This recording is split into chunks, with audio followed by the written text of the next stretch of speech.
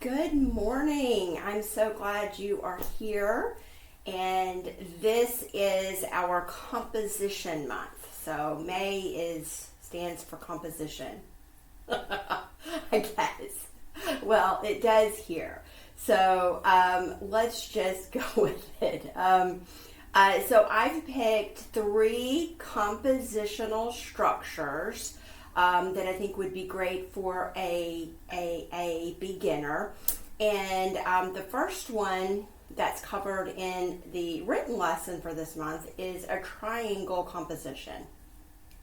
And I think this is the easiest, the best one for someone who is just starting out in painting still lifes to learn and to master. Now, if you read through that lesson, you will see a couple of different examples, and there's 2 main types of triangles. So if you think back to geometry when you were in school, and I've had to do some thinking back to here, and I'm like, I don't know what the names of these are. Sometimes I don't think I know how to speak English, but I don't know what I'm speaking because I really only know English.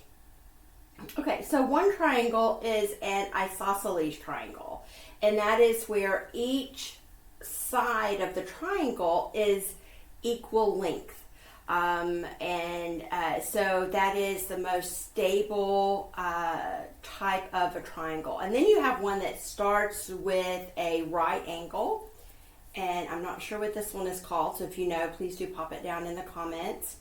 But then you have one that has one side that's really longer, and you have a 90-degree angle.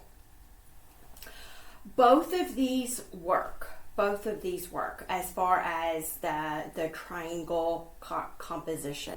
But let me go and show you here that we have pretty much here, we have an isosceles triangle, more or less. Let's take this away and put this up.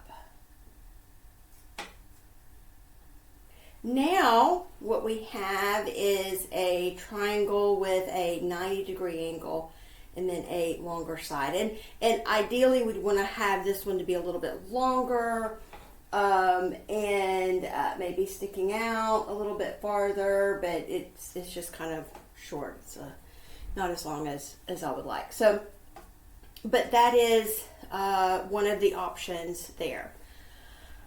We'll just leave that right there. This is what I'm going to paint. And what we see is that we have this nice spacing here, which is nice. And then we've got these 2 together, which I also like. And we have a odd number. And then we also have right here some reflected light. So I think you can, when we get to the actual painting of it, you should be able to see it a little bit better, hopefully in that photo. But what I'm going to do is I'm going to play up this light here that I'm seeing. So what we're going to cover is how to set up a still life,